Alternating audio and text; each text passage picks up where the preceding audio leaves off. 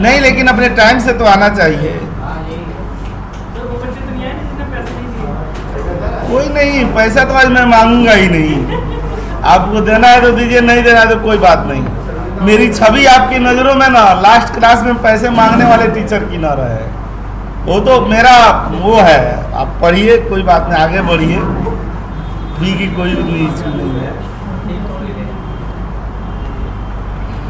आगे बढ़ेंगे। मेरा समझ जाऊंगा कि मेरा फी मिल गया। सर, ये जो मोहन कोऑपरेटिव वाला आपने डाला है, उसके लिए आज ही आप जा सकते हैं। एडवांस एक्सपीरियंस उसमें मैंडेटरी है? उसमें कैसे भी एक्सपीरियंस दिखा करके चले जाएंगे, ठीक है। उसमें बहुत सारे बंदे हैं अपने। मैं नंबर वो आर्यन जी है ना, उन्हीं का रेफरेंस दे दीजिए। कोई जगह है, मैं कोई जगह का भेजा था आपको।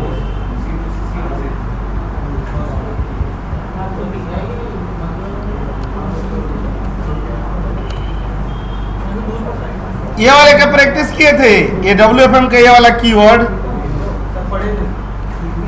भेजा गया था। और इसी के लिए ना मैं इसमें और 2-4 तो RTM वगैरह ना जो उनकी रिक्वायरमेंट भी थी, उसी के लिए मैं हो सकता है ना नेक्स्ट वीक में बुलाऊंगा 3-4 घंटे के लिए, ठीक है। तो उस दिन खाली ना WFM की जो भी चीज़ें प्रैक्टिस कर लीजिएगा, ताकि कहाँ कहाँ आपको इशू आ रहा है।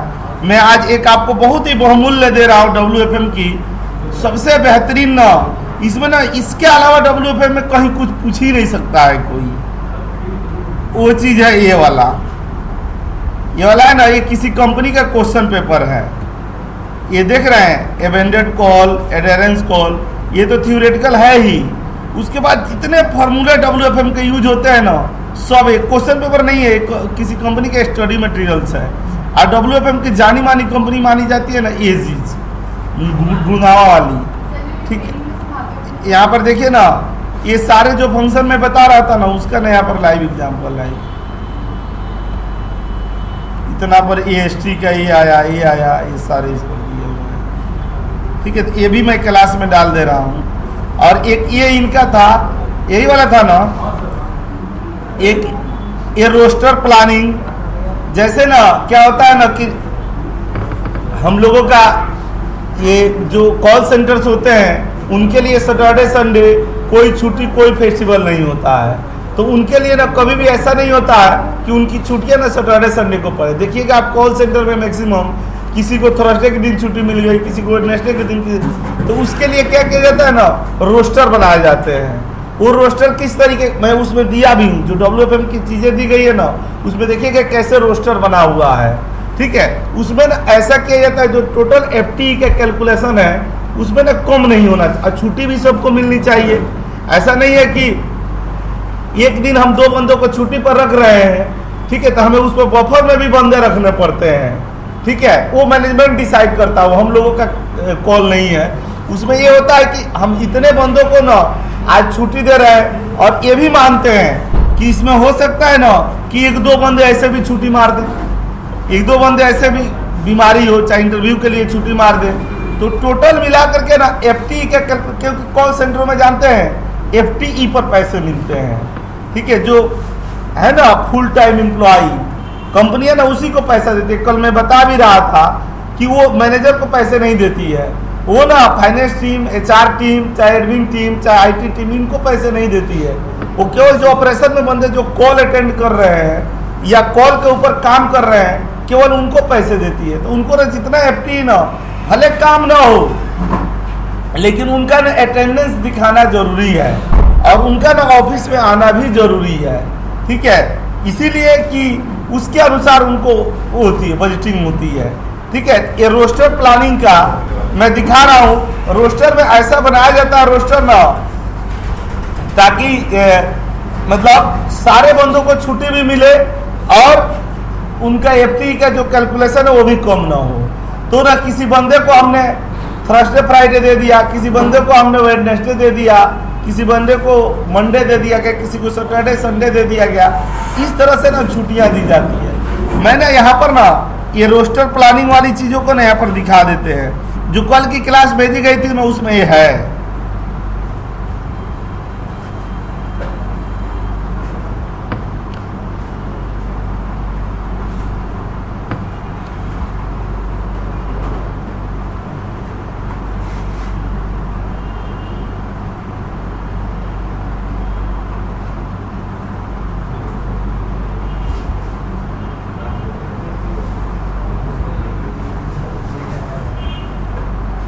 इसमें ना कितनी सारी ना ये चीजें दी हुई है।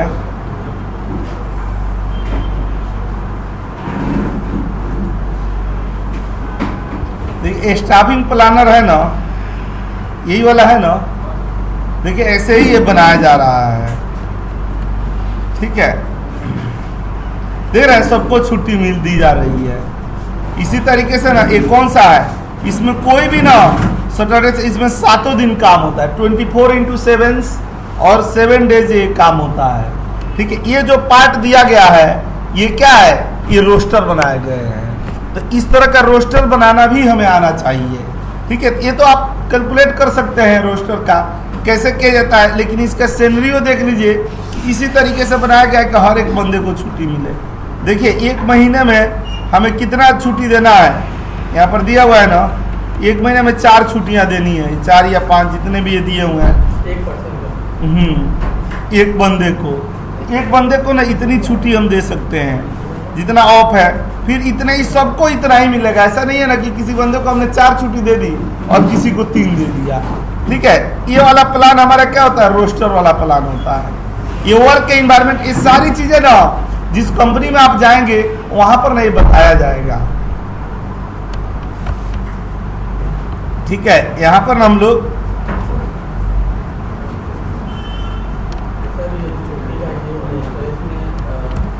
सारे लेवल के सीनियर मैनेजर नहीं, मैनेजर लोग नहीं होते हैं इसमें।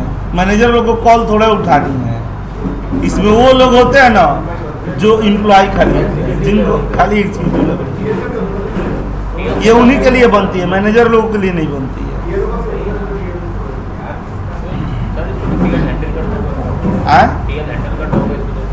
टीएल हैंडल करता होगा तो टीएल का भी छुट्टी रहती है, उसका तो फिक्स छुट्टी रहता है। बफर में भी बंदे रखे जाते हैं।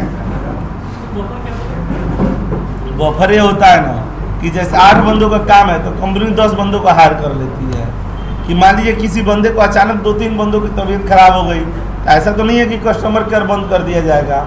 ठीक है, तो उनके बदले उनको बुलाया जाता है।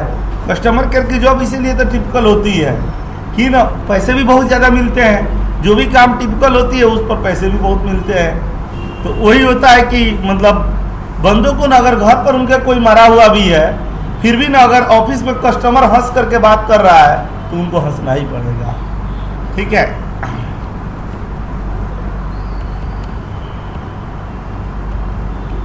एक बंदा आया था बिहार से, वो क्या हुआ था कि अब बिहार का बंदा था, वैसे वहाँ मतलब आया सीधा साधा बंदा था, उसको ना लोग आइडिया में ज्वाइन किया था। उसने आइडिया में उसको ना लोकेशन दे दिया गया हरियाणा का। ठीक है, फोन करता था, बात करता था तो बिहार वाली टोन तो आएगी ही। ठीक है, अब उधर हरियाणा के लोग तो ऐसे ही सभ्य लोग हैं। ठीक है, वो कहते थे चुप बिहारी फोन रख, ये वो गाली वाली सब दे देते थे। फिर जा करके कहता था मैनेजर से, बोलता था सर मेरे माँ बाप ने पढ़ाया लिखाया, ग्रेजुएट बनाया, मैं यहाँ गाली सुनने आया हूँ। ठीक है, गाली सुनने का मैं पैसा ले रहा हूँ। ठीक है, ये वो फिर ना वो बोले कि अरे यार धीरे धीरे सही हो जाएगा। फिर ना उसके बाबूजी का फोन आया, आरा बक्सर डिस्ट्रिक्ट का था, तो पूछे उससे कि और जॉब अब सही चल रही है? तो बोला सही क्या चल रही है, या माँ बहनों की गाली हो रही है दिन रात। ठीक है, तो वो बोले कि तो छोड़ दो ऐसा जब क्यों करते हो। या मैनेजर से बोला कि बाबूजी ने बोल दिया है कि ऐसे जॉब पर थूक के आ जाओ। ठीक है, तो वो मैनेजर बोला कि नहीं ऐसी बात नहीं है, हम तुझको ना कॉलिंग वाले डिपार्टमेंट से हटा करके जो एक कॉल करते हैं ना, इनका एक्सेल सीट वगैरह का ना तुम मेंटेन करो। कैसे करोगे, कैसे नहीं करते हैं कॉल, कितना कॉल हुआ नहीं हुआ। ठीक है, ऑफलाइन काम है। ठीक है, ऑफलाइन काम इसको तुम मेंटेन करना, तुमको कस्टमर से बात भी नहीं करना पड़ेगा और तेरी जो लैंग्वेज है वो आरे भी नहीं आएगी। वही बंदा आज आइडिया में WFM का सीनियर मैनेजर है, क्योंकि वो इसी में रम गया। ठीक है, वो सोचा कि हमारा वो तो हुआ नहीं, उसमें मैं सक्सेस हो नहीं सकता हूं, तो वो इसी पार्ट पर ये हो गया। तो ये वाला है रोस्टर वाला हो चाहे स्टाफिंग प्लानर वाला हो ना, स्टाफिंग का हम लोग पढ़े भी थे। जैसे हम लोग नहीं पढ़े थे कि पिलर्स ऑफ WFM, तो उसमें एक शब्द आया था ना, पहली प्लानिंग आई थी और दूसरा स्टाफिंग आया था, कि बंदे को अगर हम लोग हायर करते हैं तो उसको किस शिफ्ट में और कैसे बुलाया जाएगा, मतलब बंदों का यूटिलाइजेशन कैसे होगा, वो वाला हम लोग किस में बनाते हैं, स्टाफिंग प्लानर में।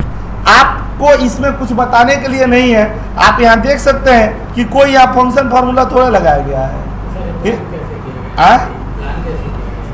प्लान ये किया गया है कि जैसे ना यहाँ पर देखिए, एक हफ्ते में क्या किया गया है, एक ही बंदे को छुट्टी दी गई है।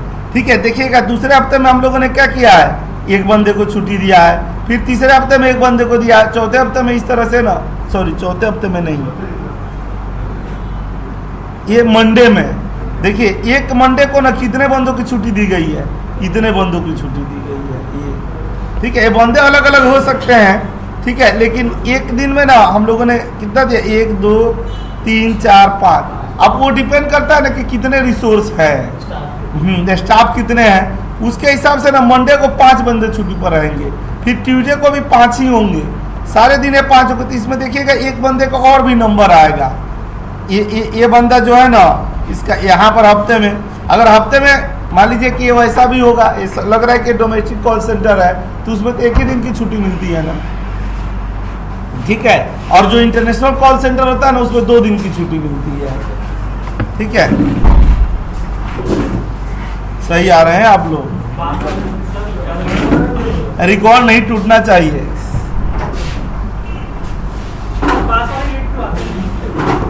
इसी पर तो रिसर्च जारी है। ठीक है, इस पर आते हैं ना, ये वाला हम लोग का स्टाफिंग वाला हो गया, प्लानिंग। ऐसा चीज देखिएगा तो ये मत सोचिएगा ना कि हमने जिंदगी में पहली बार देख रहे हैं। ठीक है, देखिए आपको इससे लेना देना नहीं है कि ये कंपनी कॉल सेंटर है, आपका काम कॉल उठाना नहीं होगा, आपका काम ये रिपोर्ट्स और WFM वाली चीजें बनानी होगी। बस आपके साथ ट्रेनिंग यही होती है WFM में कि ना आपकी शिफ्ट हो सकता है नाइट शिफ्ट वगैरह लगा दी जाए। ठीक है, क्योंकि ना जिस समय एम्प्लॉय आते हैं ना, उसी टाइम पर ना WFM का काम भी चलता है। मैक्सिमम केसेज में, जैसे MIS में चाहे और एनालिटिक्स वाले फील्डों में ना ऑफलाइन भी काम कर सकते हैं। इसमें भी होता है, क्योंकि इन बंदों को क्लाइंट के साथ, जब क्लाइंट जग रहा है तब इनका आना जरूरी नहीं है, लेकिन मैक्सिमम देखिएगा कॉल सेंटर उसी समय खुलता है जब वहाँ ना कस्टमर जब जग रहा होता है। ठीक है, तो जब पूरा स्टाफ आ रहा है तो ये निश्चित है कि जो WFM वाले और MIS वाले बंदे हैं वो भी उसी टाइम पर, क्योंकि उनकी भी मीटिंग होगी, रिव्यू होगी, ये अपना कॉल वगैरह सारा चीज कस्टमर के वहाँ क्लाइंट के साथ में बातें करते हैं, कौन कॉल होती है, तो वो तो उस समय नहीं ना कौन कॉल करेंगे अकेले आकर के दिन में, जब USA वाले सो रहे होंगे। ठीक है, अगर USA का प्रोसेस है तो, अदरवाइज UK का प्रोसेस है तो वो नॉर्मल टाइम में 1 बजे से लेकर के 10 बजे के अराउंड में यही शिफ्ट होती है। लेकिन इसकी शिफ्ट जो USA वाली होती है ना, 6 बजे से लेकर के 2 बजे तक वाली, वो इसमें होती है, चाहे 5 बजे से 3, 5 से 2 होती है या 6 से 3 होती है।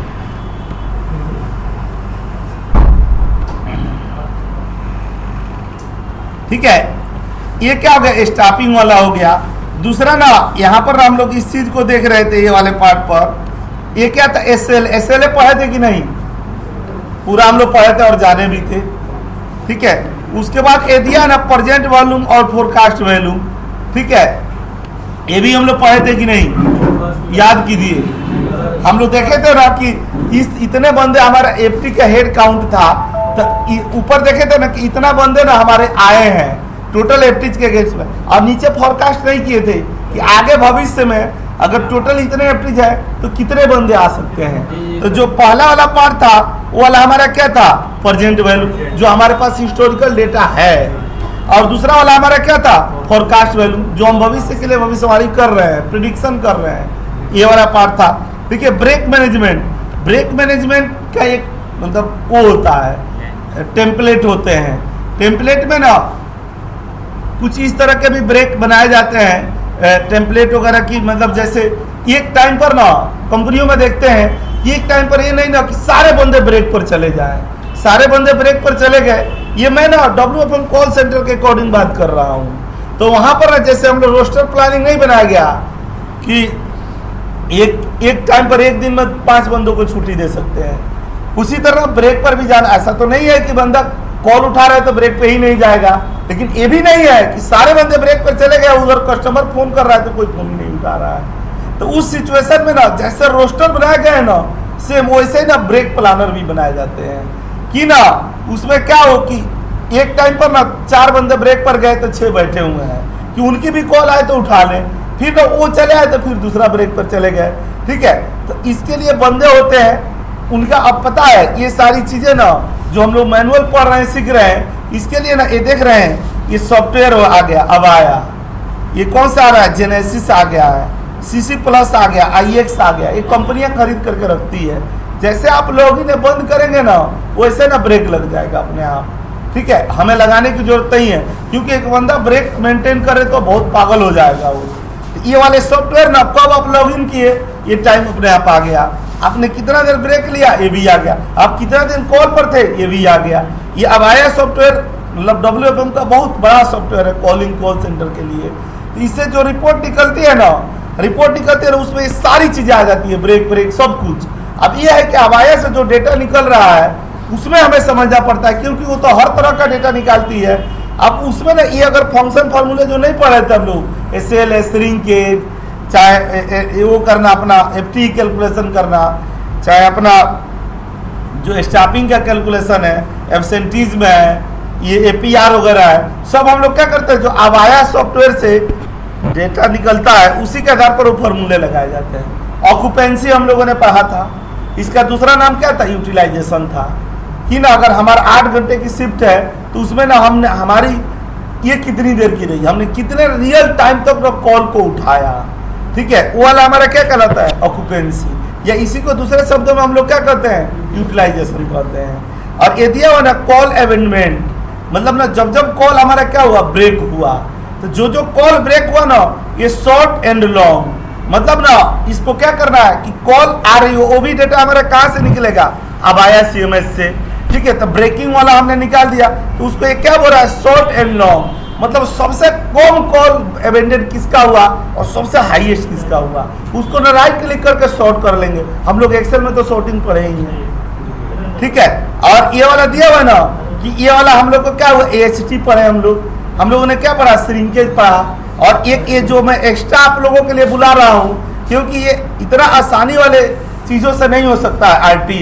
RTM के लिए ही मैं 3-4 घंटे लेने की बात कर रहा हूँ। मैं उस दिन ना 1-2 और बंदे ना जिनको ना WFM का बहुत कोर एक्सपीरियंस है, इसलिए मैं छुट्टियों के दिन कर रहा हूँ। इवन मेरी छुट्टी नहीं भी हो, लेकिन उनकी जिस दिन छुट्टी होगी ना, उनको देखिए रियलिटी यही है कि हमारा बैकग्राउंड कभी भी ना कॉल सेंटरों का नहीं, मतलब WFM पर काम करने का नहीं रहा। मैं जितना बताता हूँ ये लोगों के क्वेश्चन पूछे गए चीज़ों के ऊपर बताता हूँ, या जो प्रैक्टिकल नॉलेज है, लोगों ने हमें डेटा दिया, सब कुछ दिया, उन चीज़ों के आधार पर मैं बताता हूँ। लेकिन रियलिटी में नहीं कहते हैं कि मेरे पास WFM का 5 साल 7 साल 8 साल का एक्सपीरियंस नहीं है। तो मैं उस दिन वैसे बंदे को भी बुला दूंगा, 2-3 बंदों जिनका ना WFM में असिस्टेंट मैनेजर लेवल तक पहुंचे हैं, उनको ना बहुत कोर नॉलेज है इस पर, और वो लोग ना RTM के बारे में बता देंगे। ठीक है, RTM के बारे में मैं भी बताऊंगा, लेकिन RTM के बारे में चूंकि वो क्या है, ये नाम भी है इसका क्या, रियल टाइम मैनेजमेंट, तो कम से कम रियल टाइम मैनेजमेंट पर रियल लोगों से बात कराई जाए। ठीक है, ये मेरी मतलब उदारता समझिए कि मैं कहने के लिए कह सकता था, बताने के लिए बता सकता था, लेकिन RTM एक ऐसा पैकेज है, टूल्स है जिस पर आपको 12 लाख 14 लाख की पैकेज मिलती है। ठीक है, इसको क्यों ना हम लोग शानदार तरीके से ही करें। ठीक है, तो ये RTM के लिए ना उनके लैपटॉप में अगर अबाया जैसे सॉफ्टवेयर होंगे, अब हम लोग तो अबाया खरीदेंगे नहीं, वो बहुत महंगा सॉफ्टवेयर है। मान लीजिए जो WFM पर बंदा ऑलरेडी काम कर रहा है, तो हो सकता है उसके सिस्टम में अबाया हो, तो यहाँ पर कनेक्ट करके दिखा भी दिया जाएगा कि ये है अबाया, देखिए ऐसे रिपोर्ट निकलती है। हम लोग क्या निकाल रहे हैं, पहले से किसी के बने बनाए डेटा को आधार पर बना रहे हैं। ठीक है, तो WFM पर ना यही वाली चीजें थी। ये वाली चीजों में ना एक ये चीज है ना जिससे हम लोग कम वाकिफ है, बात करें। ठीक है, तो ये वाले ना हम लोग का ना RTQM का मतलब क्या हुआ?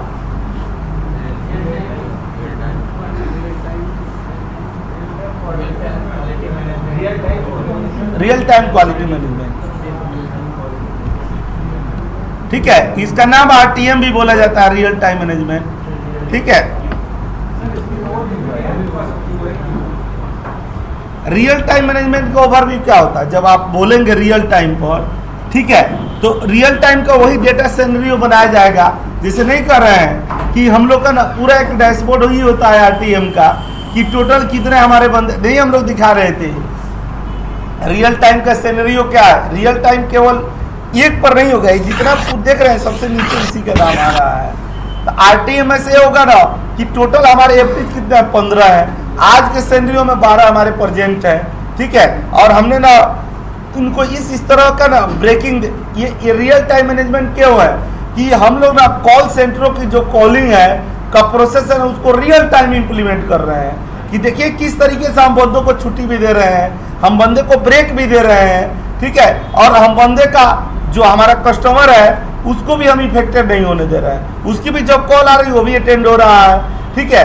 और जो बंदों की छुट्टी है, मजबूरी है, प्रॉब्लम है, वो भी हम मैनेज कर रहे हैं, ठीक है। उनको ब्रेकिंग वाली समस्या वो भी हम लोग दे रहे हैं, ठीक है। ये क्या है? रियल टाइम सिनेरियो है जो प्रैक्टिकली करके क्या हुआ है यहाँ पर दिखाया गया है, ठीक है। कि उसमें हमने ये सारे के जो SLA है क्लाइंट का, हम वो भी मेंटेन कर रहे हैं। अगर 96% SLA है तो हम रियल टाइम में 96% से और हम ज्यादा ही करके दिखा रहे हैं, ठीक है। ये सारे सिनेरियो जितना WFM की कहानी है ना, और वो हम इम्प्लीमेंट कर रहे हैं, तो उसी का एक कॉमन डैशबोर्ड जो होगा ना, उसी को हम लोग क्या कहेंगे? RTM कहेंगे। अगर वो क्वालिटी के ऊपर बनी हुई है कि ये नहीं है कि इसका SLA में क्वालिटी भी आती है, कि ये नहीं कि हम कस्टमर ने फोन किया किसी समस्या के लिए, आपने कॉल अटेंड भी किया, उसको भरपूर रिप्लाई भी दिया, लेकिन उसकी समस्या जो रही वो सॉल्व भी नहीं हुई, ठीक है। तो वैसा डैशबोर्ड जहां पर क्वालिटी के ऊपर भी प्रेफरेंस दिया जाए, उसको यहाँ पर क्या कहा गया? RTQM कहा गया है। लेकिन RTQM कम जगहों पर पूछा जाता है, ज्यादा RTM पूछा जाता है। RTM के बारे में जान गए? RTQM के बारे में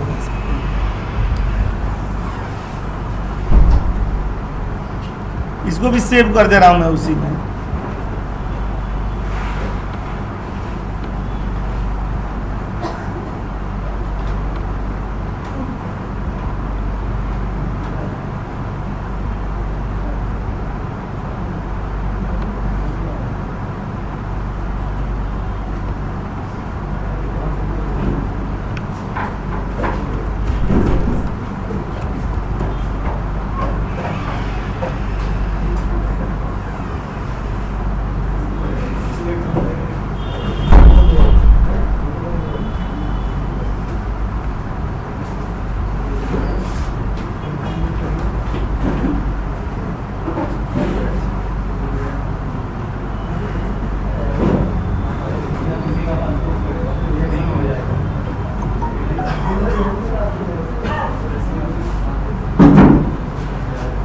यही नहीं दिए थे हम लोग यहाँ पर कि टोटल टाइम इतना और एक बंदे का टाइम इतना है। 21 दिन अगर महीने में होता है तो उसको 8 घंटे से मल्टीप्लाई करेंगे तो कितना हुआ? 168 हुआ। और हमारे टोटल टाइम कितना? 588 मतलब घंटे अगर उसने काम किया, आवर में हम लोग निकाल रहे हैं, ठीक है। तो 588 घंटे क्या है? कॉल आए।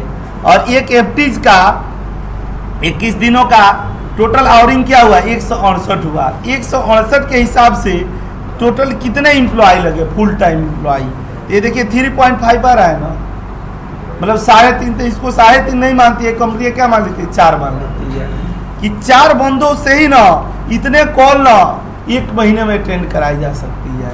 तो वो कंपनी क्या करती है ना, जो एफटी का कैलकुलेशन होता है, वो तो अंग्रेज होते हैं, अमेरिकन होते हैं, तो वो एक बंदे को 8 घंटा काम करने के लिए नहीं मानते हैं, वो कहते हैं 3 से 4 घंटा ही टाइम चाहिए।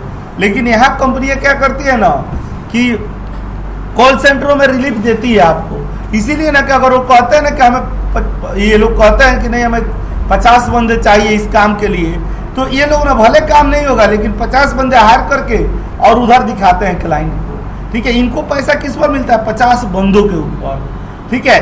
तो भले काम ना हो लेकिन इनका रेवेन्यू तो ज्यादा आ रहा है ना, ठीक है। ये एफटी के कैलकुलेशन करके दिखाते हैं कि इतना कॉल आया, ये सब, ये तो इनकी तो बस चले ना, तो किसी दिन भी छुट्टी ना दे, ठीक है। ये उनको क्लाइंट को दिखाना होता है कि हमारे यहाँ फेस्टिवल होते हैं, हमारे यहाँ बंदों को छुट्टी देनी पड़ती है, कोई बीमार हो गया, ये हो गया, तो बफर में बंदे रखे जाते हैं। देखिएगा बफर में बंदे इधर ही रखे जाते हैं। कोई सॉफ्टवेयर कंपनी में ना बंदे को, इंजीनियर हमारे यहाँ एक एक हफ्ता नहाए हुए हो जाता है उनको, ठीक है। ऐसे ही पागलों की तरह सेविंग बिना बनाए बनाए घूम रहे हैं सारा। जो भी देखो ना कि बड़ा सेविंग बना है, मुंह ऐसे ही सूखा हुआ है, समझो कि डेवलपमेंट का बंदा है, दिन भर कोडिंग कर रहा है, ऐसे खाना खा रहा है फालतू की तरह। ऐसे शादी उदी भी कर लेते हैं ऑफिस में ही, वही शादी भी हो गई, 1-1 लाख रुपया कंपनी दे देती है, ठीक है। इतने ज़्यादा कोडिंग में बिजी रहते हैं कि लड़ाई करने का शुभ अवसर घर पर नहीं मिलता, तो ऑफिस में ही लड़ भी लेते हैं हस्बैंड वाइफ। ये पवित्र काम भी वही हो जाता है। तो वो बंदे पागल रहते हैं। एक नया बंदा आया है, वो इतनी गर्मी में बता रहा था, इतना क्रिटिकल प्रोजेक्ट पर काम कर रहा है, उसको 15 दिन हो गए नहाए हुए। हम बोले तो साला नहाने से तेरा प्रोजेक्ट थोड़ा खराब हो जाएगा, कम से कम नहा करके तो तेरे अगल बगल तो कोई बैठेगा भी नहीं, तेरा शरीर ऐसे ही बदबू देगा। नहीं, स्प्रे मार करके आता हूँ मैं। हाँ, टोटल टाइम ना इतने घंटे कॉल आए। मान लीजिए एक कंपनी को ना कॉलिंग का रेट ना 1 महीने में कितना 588 रहा, ठीक है। टोटल कॉल आए इतने घंटे। अब मान लीजिए अगर उस तरह से तुलना किया जाए तो एक बंदा 8 घंटा काम करता है, ठीक है। 8 घंटा काम करता है, 8 घंटे के हिसाब से मान लीजिए कि उस महीने में अगर 21 वर्किंग डे थे, एक कोई फेस्टिवल था और 8 दिन सैटरडे संडे छुट्टी थे, ठीक है। तो मान लीजिए कि अगर 8 घंटे से मल्टीप्लाई करेंगे तो ये क्या हुआ, 168 घंटे हुआ। मतलब एक बंदा ज़्यादा से ज़्यादा खूब हाईएस्ट अगर 100% उसका यूटिलाइज किया जाए तो वो कितना, एक महीने में 168 घंटे ही बात कर सकता है। लेकिन कंपनी के पास कितने आए, 588 घंटे कॉल आया, ठीक है। तो इसके लिए ना उसका कितना मैन पावर लगा, इसके लिए ना उसका 3.5 मैन पावर लगा, मतलब 3.5 बंदों ने मिल करके ना इतना काम किया है, ठीक है। ये देखिए, ये क्लाइंट को नहीं दिखाई जाती है, ये अंदर ऑब्जर्वेशन के लिए यूज किया जाता है। अगर ऐसा दिखाएंगे तो 4 ही बंदा इनको दे देगा, कहेगा 8 घंटा काम करवाओ, ठीक है। ये यहाँ पर दिखाते हैं ना, अगर इतने के लिए कितना दिखाएंगे, कम से कम 8 बंदों को दिखाएंगे। इसमें ये जोड़ेंगे कि बफर हमें चाहिए, 20% या 10% बफर होता है कि अगर बीमार हो गया, चाहे उसके घर कोई जरूरी पड़ गया, तो हम तो ये तो तभी ना कॉल अटेंड होगा कि जब 3 या 4 बंदे डेली आएंगे तभी तो तब कॉल। ऐसा संभव थोड़े है कि डेली आए, हाँ, तो उनको तो छुट्टी भी देनी पड़ेगी, ठीक है। तो इनका बफर रखना पड़ेगा। और ऐसा थोड़ा है कि 24 घंटा अकेले फोन उठाएगा, ये भी तो नहीं है। वो तो उसके 8 ही घंटे के शिफ्ट है ना, तो 8 घंटा उठाएगा, ठीक है। अब ये तो चूंकि 24 घंटे का है तो 8 3 का 24, तो 3 शिफ्टों में चलेगी, किसी का मॉर्निंग, किसी का इवनिंग, किसी की नाइट, ठीक है। तो इस तरह के कॉल अटेंड करने के लिए ना इतने सारे बंदे लगाए जाएंगे। एफटी यही होता है, फुल टाइम एम्प्लॉय। मतलब एफटी इसका इसीलिए कहते हैं ना कि ना कंपनी को जो बिलिंग होती है, इनवॉइसिंग होती है, वो इन बंदों की काउंट के ऊपर होती है, ठीक है। ये बंदे के आधार पर ही बिल देते हैं वो लोग।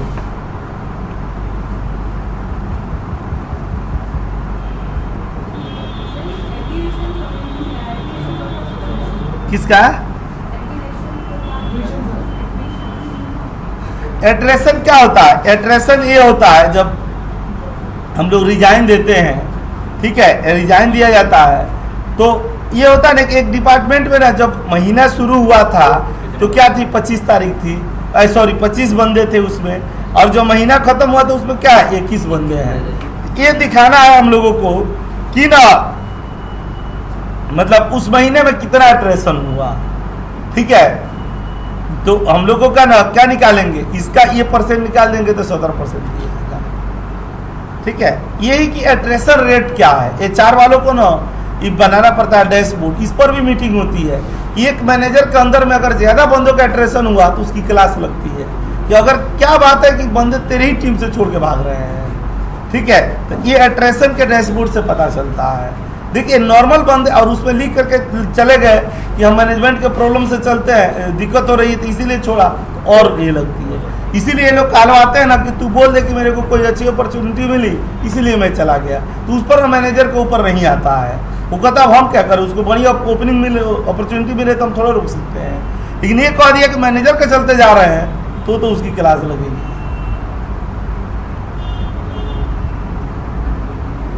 जो अभी हम लोग STP ये शेड्यूलिंग का नहीं अभी बात करें, तो जो स्टाफिंग का डैशबोर्ड पढ़ रहे थे हम लोग, वो तो यही तो था कि शेड्यूल कैसे करेंगे, किस बंदे को कब बुलाना है, कब हटाना है, ये वाला हम लोगों ने इसको क्या कर लिया ना, ऑलरेडी ये डन हो गया है। इसी को ना आप शेड्यूलिंग कह लीजिए या इसी को आप क्या कह लीजिए, स्टाफिंग कह लीजिए। ये नीचे भी यही सेम कीवर्ड है, दो बार ना यहाँ पर हम लोगों ने यही क्या किया है, ये वाला लगाया गया, ये वाला और ये वाला। ये बताइए क्यारे का फुल फॉर्म क्या होता है, इसका मतलब होता क्या है? जब भी हम किसी कंपनी में हायर होते हैं तो हमारा ये क्यारे डिफाइन होता है। जो जेडी होता है ना कि आपको ये काम करना है, तो उसको कंपनी के बाहर तो जेडी बोला जाता है, लेकिन कंपनी के अंदर ना क्यारे बोला जाता है। अब मान लीजिए कि आपसे मैनेजर ने बोल दिया कि यार वो थोड़ा एक गिलास मेरे लिए पानी ला दे, ठीक है, तो हम उसका ऑफिस बॉय थोड़े हैं, हम उसके लिए पानी ला दें। ऐसे कुछ लोग तो बिना मांगे हुए भी ला के दे देते हैं, वो तो उनकी अपनी चमचासन है। तो लेकिन हम पानी लाने के लिए जिम्मेवार नहीं है। वो कहे यार मेरा लैपटॉप थोड़ा गंदा हुआ है, थोड़ा पोंछ दे, ये काम हमारा थोड़े है, ठीक है। तो ये सब चीजें ना क्या होती है, हमारे क्यारे में नहीं। तो बंदा हुआ तुरंत रिप्लाई कर सकता है कि सर ये मेरे क्यारे नहीं है कि मैं आपका एक काम करूं, मैं ऑफिशियल और बिजनेस पर्पस के लिए जो काम होगा वो मैं करूंगा। मेरा क्यारे ये नहीं है कि मैं आपका पर्सनल काम करूं, ये नहीं कि आपके घर का सब्जी ला दूं, आपका गैस सिलेंडर बुक करवा दूं, ये काम थोड़े हुआ, ये क्यारे का पार्ट नहीं है, ठीक है। क्यारे का पार्ट वही होता है जो ऑफिशियल चीजें होती है कि ना हमको ये रिपोर्ट्स भेजनी है, हमको ये मैनेज करना, वो मैनेज करना है, ये इतने तरह के रिपोर्ट्स बनानी है, इस समय ये मीटिंग अटेंड करनी है, ये सारी चीजें किसके अंदर में आती है, क्यारे के अंदर में आती है, ठीक है। इसको क्या कहते हैं, की रिस्पॉन्सिबल एरिया। याद रखिएगा जब भी कंपनियों में जाएंगे तो क्यारे जरूर आपका दिया जाएगा। ये नहीं ना कि आप MIS के लिए हायर हुए और फील्ड में सेल्स के लिए भेज दिया जाए, वहां पर आप रोक सकते, कहते मेरा ये क्यारे नहीं है, मैं अगर रिपोर्टिंग के लिए आया हूँ तो मेरा काम रिपोर्टिंग ही है, मैं WFM के लिए आया तो WFM में जाए कल से कॉल उठवाने लगे, ठीक है। ये आपका काम नहीं है कॉल उठाना, ठीक है, ये उस क्यारे में नहीं होता है। ये दोनों डिफरेंट चीजें हैं। कॉलिंग वाले बंदे अलग होते हैं, वो कस्टमर केयर एग्जीक्यूटिव होते हैं, और आप WFM एनालिस्ट होंगे, WFM एग्जीक्यूटिव होंगे, ठीक है, WFM एसोसिएट होंगे, आपका एक तरह का डेजिग्नेशन मिलेगा, ठीक है, आप उसमें नहीं जाएंगे। ये क्या होता है ना कि रिस्पॉन्सिबल एरिया। और KPI क्या होता है, हम लोगों ने डैशबोर्ड भी बनाया था, की परफॉर्मेंस इंडिकेटर, ठीक है। क्यारे तो ये हो गया, क्यारे तो हो गया कि हमें क्या क्या काम करना है, और KPI क्या हो गया कि मान लीजिए कि जैसे ना अपने टीम का हमें दिखाना है परफॉर्मेंस, ठीक है, कि बंदों ने किस तरह का परफॉर्मेंस किया। अब एक इंडिविजुअल परफॉर्मेंस से एक आदमी अपने से तो तुलना नहीं कर सकता है, तुलना करने के लिए एक लकीर यहाँ पर खींची गई है, हम ये नहीं कह सकते कि लकीर छोटी है या बड़ी है, क्योंकि जब तक इसके बगल में कोई दूसरी लकीर ना खींची जाए तब तक ना इसका कंपैरिजन हो नहीं सकता है, ठीक है। एक की परफॉर्मेंस इंडिकेटर में यही होता है कि हम लोगों का ना पूरे टीम का परफॉर्मेंस आंका जाता है कि किस बंदे का परफॉर्मेंस कैसा रहा। हम लोग डैशबोर्ड भी बनाया था, KPI डैशबोर्ड, उसमें यही होता है ना कि एक टीम के एम्प्लॉइज का, जो एक टीम के टीम मेंबर्स है उनका परफॉर्मेंस भी देखा जाता है, या एक कंपनी का ना बहुत सारे डिपार्टमेंट है तो डिपार्टमेंटों का परफॉर्मेंस भी देख सकते हैं, या एक कंपनी के बहुत सारे ब्रांच है तो ब्रांच वाइज भी परफॉर्मेंस देख सकते हैं, ठीक है। चाहे ये जो कंपनी मान लीजिए कि ई-कॉमर्स की कंपनी है, तो ई-कॉमर्स की कंपनियों में बहुत सारे नाम है, स्नैपडील है, फ्लिपकार्ट है, पेटीएम है, अमेजोन है, ठीक है, eBay है, ऐसे बहुत सारे कंपनियां हैं। तो ये कंपनी वाइज भी हम लोग परफॉर्मेंस देख सकते हैं कि इस कंपनी का क्या रेट रहा, ग्रोथ, इसमें कितने कस्टमर जुड़े हैं, इतना कितने कस्टमर जुड़े हैं, ये वाला सारा किस में आता है, KPI में आता है। इस पर हम लोग ज़्यादा डिस्कस इसलिए नहीं कर सकते हैं कि हमने ना इससे रिलेटेड डैशबोर्ड ही बना चुके हैं, ठीक है। ये वाला क्या होता है ना कि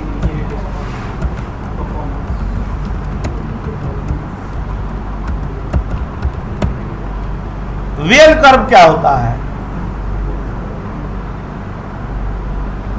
क्या होता है वेल कर्व,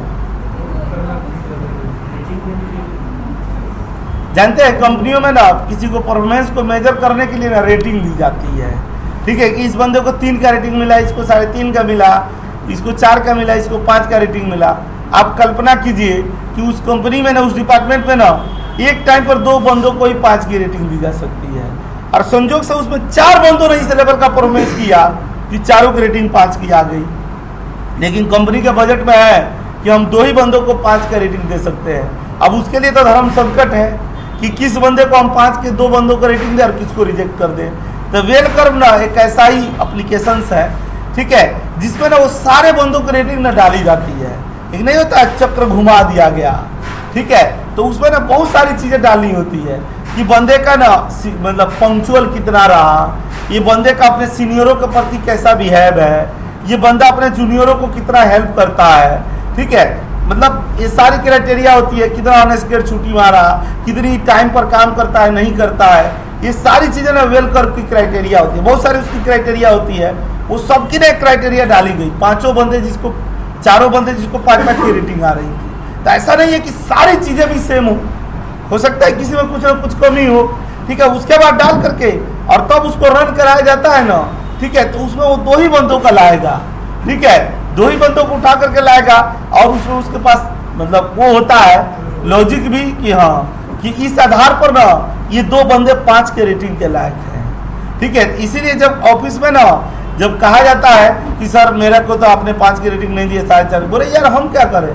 ये तो वेल कर्व ने निकाला है, हमारी वो अपने ऊपर गलती तो लेंगे नहीं, तो वेल कर्व के सर पर टाल देते हैं, ठीक है। हाँ, एक एप्लीकेशन है, ठीक है, इंटरनल कस्टमरों के लिए बनाई जाती है। हाँ, उस तरह का तो उसमें ना है जैसे 3.5 का रेटिंग 10 बंदों को मिल गया, लेकिन उसमें हमें कहना है कि नहीं हम 3 का भी रेटिंग औरों को देंगे, ठीक है। तो मान लीजिए कि इस तरह से पक्षपात हो जाएगा ना। अब ऑफिस में आप अपने मन से किसी को 4 की और 5 की रेटिंग दे रहे हैं लास्ट टाइम पर, ठीक है, तो वो तो बंदे के मन में एक वैसा जाएगा कि देखिए सर हमें मानते नहीं है इसीलिए हमें 3 की रेटिंग दे दी है, ठीक है। तो कोई भी मैनेजमेंट अपने ऊपर दोष नहीं लेना चाहता है, वो चाहता मैं नहीं कुछ निकाल रहा हूँ, ये वाला एप्लीकेशन है यही निकाल रहा है, हम इसी के ऊपर छोड़ देते हैं, ये जिसको जस्टिफाई करे वही वाला बंदा होगा। ये वेल कर्व ना ऐसा ही एक का नाम है। जब आप मैनेजमेंट में जाएंगे ना तो चीज़ें आपको ये देखने को मिलेगी। अब बहुत सारी जगहों से वेल कर्व हटाया भी जा रहा है, ठीक है। अब तो रेटिंग फेटिंग TCS वगैरह बहुत सारी कंपनियों से हटा दिया गया। सबको ना ग्रोथ लेवल पर ना पैकेज एक बढ़ाई दी जाती है, एक मिनिमम पैकेज होना चाहिए, मैक्सिमम पैकेज हो जाना चाहिए। ये एक चोचले हैं कि बंदे का ये रेट, अरे काम तो उसने किया ना, अब लास्ट टाइम में जा करके तुम उसको कम पैसे दे रहे हो तो अगले बार से उसका हिम्मत और टूट जाएगा, ठीक है। आप और तरह से उसको भले टॉर्चर कीजिए, लेकिन कम से कम उसका रेटिंग तो सही रखिए।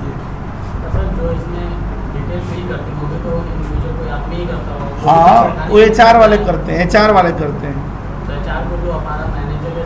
वो भेजते हैं, वो भेजते हैं सारा डिटेल्स, ठीक है। फेयर बनाने के लिए HR से करवाया जाता है, ठीक है, और नहीं तो कहीं कहीं तो मैनेजर खुद ही कर लेता है।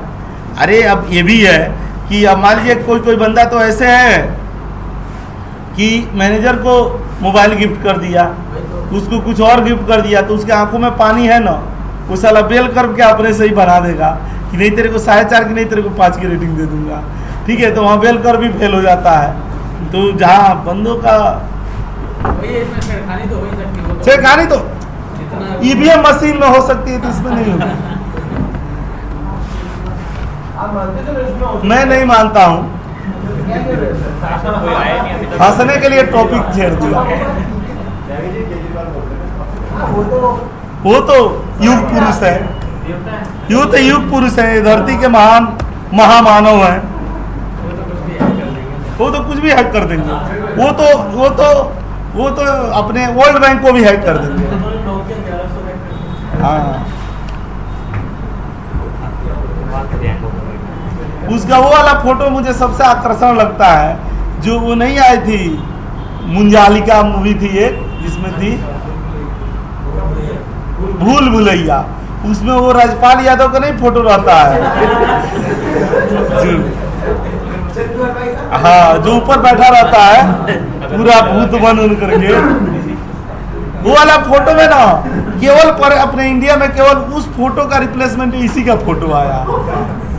और वो राजपाल यादव तो था ही, पता नहीं उसने ना मूवी भी क्यों बनाना छोड़ दिया। बहुत ही यूनिक कलाकार, मतलब मैं बहुत मतलब उसकी फिल्मों को पसंद करता हूँ। ठीक है, मतलब हंसी वाली फिल्में तो गजब, चाहे वो हो उसका चुपके चुपके, और एक और मूवी आई थी, अरे जो उसमें ओमपुरी के साथ नहीं है, ढोल नहीं, हलचल या नहीं, कौन, अरे नहीं, माला माली, शाहिद कपूर भी है उसमें, चुपके चुपके ही है।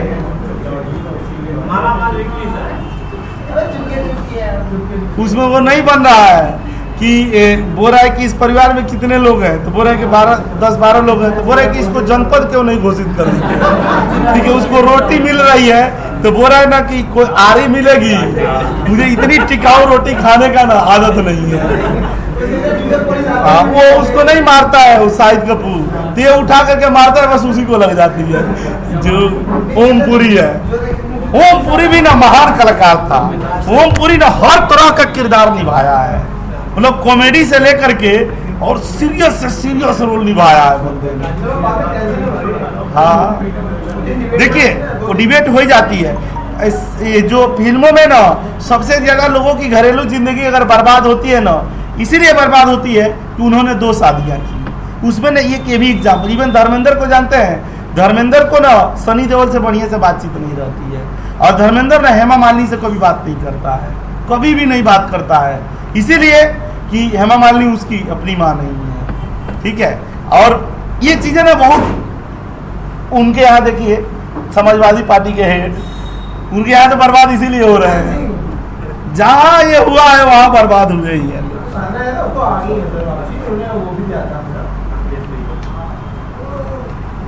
क्या त्यागा था, दूसरी जगह शादी हुई थी वहां से छोड़ करके इनसे शादी कर ली, त्यागा क्या था।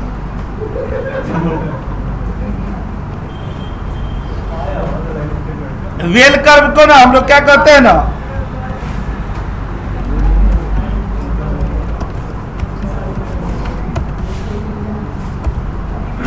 परफॉर्मेंस रेटिंग ऐसे लिख देते हैं, एप्लीकेशन टैट क्या होता है, ये सस्ता वाला कीवर्ड है, इसी को ना अगर प्रोफेशनल वे में बोला जाता है तो क्या बोला जाता है, SLA। टैट वही होता है जो SLA होता है, कि अगर आपको दिया गया है ना कि ये रिपोर्ट ना अगर 12 बजे भेजनी है तो हमारे लिए क्या टैट है। ठीक है, कि इसको 12 बजे भेजनी है तो 12 बजे भेजनी है। ठीक है, और टारगेट का जो टाइम दिया गया है ना वो वाला है। SOW क्या होता है,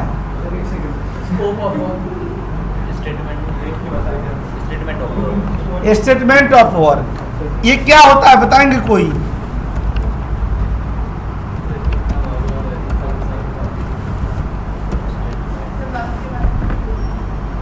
SOW का क्या फुल फॉर्म, ये क्या मीनिंग्स होती है SOW?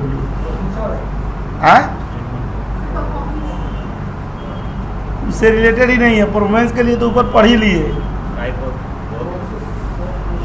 जानते हैं। देखिए मैं बता रहा हूँ, जो आप सोच रहे हो नहीं है। उसमें क्या होता है ना, जैसे मान लीजिए हमारे ऑफिस में बहुत सारे लैपटॉप है, डेस्कटॉप है, बहुत सारी चीजें हैं। अब मान लीजिए कि सबकी कंपनियों में है, अब मान लीजिए कि लैपटॉप हमारा खराब हो गया। ठीक है, अब लैपटॉप खराब हो गया, अब हमने कॉल लॉक करवाई लैपटॉप की। ठीक है, तो डेल का बंदा आया, या डेल जिसको ऑथोराइज उसका पार्टनर है उसके बंदे आए। ठीक है, बंदे आए और अब क्या हुआ, वो आए, अब मान लीजिए कि लैपटॉप हमारा है, तो लैपटॉप में से वो अब चूंकि इंजीनियर है तो उनको तो हमें लैपटॉप देना ही पड़ेगा। अब मान लीजिए हमारे लैपटॉप में कंपनी से रिलेटेड कोई इन्फॉर्मेशन है, ठीक है, उस इन्फॉर्मेशन को उन्होंने मेल कर दी अपने मेल पर, चाहे उसको उठा करके कॉपी करके कहीं कुछ कर दिए। ठीक है, तो ऐसा कर सकते हैं। मान लीजिए कि वो लैपटॉप जहां बना रहे हैं वहीं पर कंपनी का कुछ और सामान रखा हुआ है, वो भी बैग में रख दिए और चल दिए। ठीक है, सिक्योरिटी गार्ड है, ठीक है, सिक्योरिटी गार्ड है, मान लीजिए कि वही बंदों से मिल करके और सामान निकलवा रहा है, चाहे वही उसी को कंपनी सिक्योरिटी के लिए रखी है, वही सामान इधर उधर कर दिया। ठीक है, जो नहीं करना चाहिए। तो देखिए ये क्या होता है ना, एग्रीमेंट बनता है। आप जब भी जाएंगे कोई प्रोजेक्ट चाहे सब साइन होता है ना, तो हम क्लाइंट लोकेशन पर जाते हैं। जैसे हमारे ऑफिस के लोग हैं ना, किसी बैंकिंग के लिए क्या है, बैंकों के लिए डेटा लेते हैं। जब बैंक का कोई सॉफ्टवेयर की टेस्टिंग होती है तो उनका रियल डेटा पर तो होगी नहीं, तो वो क्या होता है ना कि वो कहते हैं ना क्लाइंट वाले कि आप ना मेरे डेटा का बैकअप ले लो, ताकि ना अगर इस पर जिस पर आप चला रहे हो कुछ ऊंच नीच भी हुआ तो हमारे डेटा का बैकअप तो रहेगा ना। ये बंदे जाते, मान लीजिए कि ये तो बैंक में जाते हैं, ठीक है, अब बैंक में जाते हैं, इनके कस्टमर इंडिया के भी बैंक है, ICICI बैंक भी, HDFC बैंक भी है, ठीक है। अब ये अगर उनका डेटा का बैकअप ले रहे हैं, इनके पास तो राइट्स है, वो इन्फॉर्मेशन देख भी सकते हैं कि कौन से बंदे के अकाउंट में कितना पैसा है क्या नहीं है, वो देखने के लिए तो देख सकते हैं, ठीक है। लेकिन क्या है, इस कंपनी का और उस बैंक का दोनों के बीच में एक SOW साइन हुआ है, स्टेटमेंट ऑफ वर्क, कि आपका ये चीज़ों से कोई मतलब नहीं है, हमारे यहाँ डेटा क्या है, आपसे इसको लेना देना नहीं है। आप सॉफ्टवेयर बना करके मुझे बेच रहे हो तो बस आपका सॉफ्टवेयर बढ़िया से अप्लीकेबल हो, ठीक है, और हमारा डेटा क्या है नहीं है, किसका हम क्या कर रहे हैं नहीं कर, उससे इनको कोई लेना देना नहीं है। अगर ये लोगों ने उनके किसी तरह की इंफॉर्मेशन बीच की, चाहे कुछ भी किया, तो ना इसके ऊपर ना कई करोड़ रुपये का जुर्माना ठोक सकते हैं वो लोग, ठीक है। उस पर ना बहुत एग्रीमेंट पर साइन होता है। यही वाली चीजें क्या होती है, SOW। जैसे कोई गार्ड वगैरह कुछ कांड करता है ना, तो कंपनी ना गार्ड को नहीं पकड़ती है, ये गार्ड जिसने सप्लायर किया ना उसको पकड़ा जाएगा, ठीक है। जो ऑफिस बॉय होता है ना, वो भी झाड़ू मार रहे होते हैं, कुछ लेके चल दिए, ठीक है, तो उस ऑफिस बॉय को कंपनी क्या समझ रही है। मेरे ऑफिस में क्या है, चारों ओर से ना मतलब बहुत लोकेशन है, बहुत जगह है, बाकी उधर खाली ना प्लॉट व्लॉट है उस साइड में, ठीक है। तो क्या किए थे ना ऑफिस बॉय, रात के समय में, ऑफिस बॉय भी एक्सपर्ट ऑफिस बॉय, क्या किए थे कि रात के समय, अब सब लोग वहाँ तो ऐसे नहीं होती है, 2 शिफ्ट नहीं चलते हैं, एक ही जनरल शिफ्ट ही चलती है, 9 बजे से लेकर 6 बजे तक। ज़्यादा से ज़्यादा बंदे हार्डली क्या रुकते हैं, 8 बजे 9 बजे तक रुकते हैं, 10 बजे तक रात तक, फिर उसके बाद चले जाते हैं। फिर ये ऑफिस बॉय तो मॉर्निंग में सब सफाई करते हैं। उसमें ना एक दिन एक बिल्डिंग, मतलब 3-4 बिल्डिंग है, तो उसमें से ना एक बिल्डिंग में से ना 64 सिस्टमों का रैम ही गायब हो गया, 64 सिस्टम का डेस्कटॉप का रैम गायब। अब पता चला साला रैम गया कहाँ गया।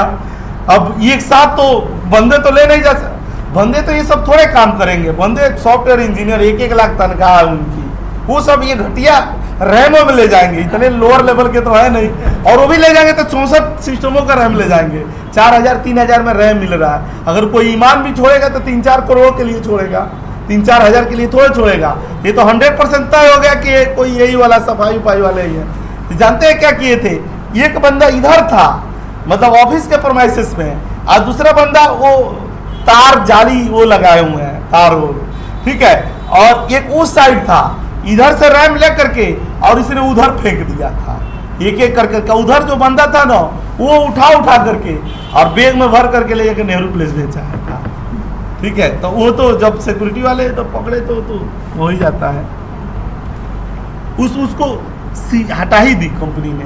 जो सिक्योरिटी वाले हैं ना, जो एजेंसी थी, उस सिक्योरिटी वाले को हटा दी। अभी ना 2 हफ्ता पहले एक लड़की आ रही थी लिफ्ट से, 7th फ्लोर है, तो उसमें क्या हुआ, वो रात में 9 बजे 8-9 बजे के करीब में ना आ रही थी, उसका मोबाइल डिस्चार्ज हो गया था, मतलब थोड़ा बहुत था। तो उसका भाई आता था ना, उसका भी ऑफिस वहीं इसमें था, बिरला सॉफ्ट में, तो वो आता था तो मतलब उसी कंपनी के सामने से ही ना उसी टाइम पर निकलता था, तो अपने सिस्टर को भी लेकर के जाता था, ठीक है। तो उसने फ़ोन किया मतलब ऑफिस के गेट पर आकर के कि मैं खड़ा हूँ बाहर, तुम आ जाना, ठीक है।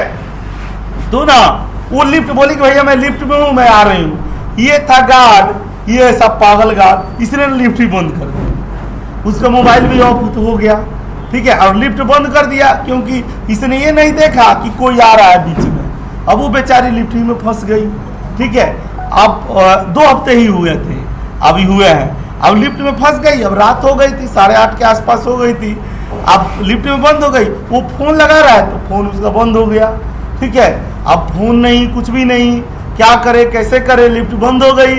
अब इतना उमस, इतनी गर्मी, जिस दिन नहीं भयंकर गर्मी पड़ रही थी, उसी दिन की बात थी। उसके बाद ना बेहोश टाइप की हो गई उसी में, ठीक है। लेकिन उसके भाई ने जब वेट करता रहा आधा घंटा तक, तो देखा कि आई नहीं। तो लास्ट टाइम उससे बात हुई थी तो वो बोली थी भैया मैं लिफ्ट में हूँ, मैं आ रही हूँ, ठीक है। तो फिर उसने आगे न्यूक्लियस के अंदर में, ठीक है। तो बोला, वो जानता था कि ये टावर 2 वाले में है इसका, तो गार्ड से बोला भैया वो मेरी सिस्टर अभी बोल रही थी लिफ्ट में हूँ, और आई नहीं अभी तक, मैं वेट कर रहा हूँ बाहर गाड़ी लगा करके। ठीक है, तो वही गार्ड था साला जिसने बंद किया था। ठीक है, बोले अच्छा आ रही थी क्या हो, ठीक है, जा करके ना खोला। ठीक है, फिर लिफ्ट को चालू किया, फिर उसी पर प्रेस किया, आया उसी में बेहोश पड़ी हुई है। ठीक है, अब तो उसका भाई था वो भी शायद मैनेजर था किसी कंपनी का, बहुत तेज तर्रार, बहुत, फिर उसको ले जाकर के मेडिकल रूम में ये कराया और आ गया। फिर मतलब होश आया, उतना नहीं था प्रॉब्लम, अब पूरा एस्केलेट हो गया, पूरा मेल वो उसकी तो नौकरी गई ही गई, जो मतलब ये वाला था गार्ड, वो पूरा जो सिक्योरिटी गार्ड का वो है ना, मतलब सिस्टम है। ठीक है, वो पूरा ही, वो जो विष्णु जी हैं वो कंपनी में ना सब कुछ बर्दाश्त कर सकते हैं, लेकिन अगर किसी लड़की को किसी ने बोल दिया ना, अगर जाकर के उनका पैर भी पकड़ लेना तो नहीं माफ करेंगे, चाहे उनका ना सबसे मतलब ऐसे ऐसे बंदों को ना हटाए हैं। ठीक है, जिनके चलते ना उनकी कंपनी ना 5 साल पीछे चली गई, लेकिन अगर उनको कंप्लेन मिल गया हरासमेंट वाली कोई चीजों का, चाहे लड़की को किसी ने बोल दिया कुछ भी, अगर वो झूठ भी जाकर के बोल देना, इनकी नौकरी गई। मानते ही नहीं ये चीज को, बोलते हैं ना सब पाप मैं क्षमा कर दूंगा, ये पाप नहीं करूंगा मैं। नहीं सर, बैटरी आ भी गई, आग तैरना दिए। ठीक है, ये वाला होता है ना, एक बजटिंग वाली पार्ट होती है। बजटिंग जानते हैं क्या होता है?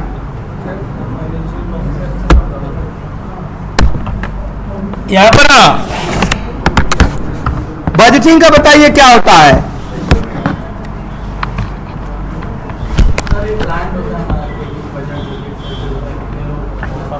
ये फाइनेंशियल प्लानिंग होती है।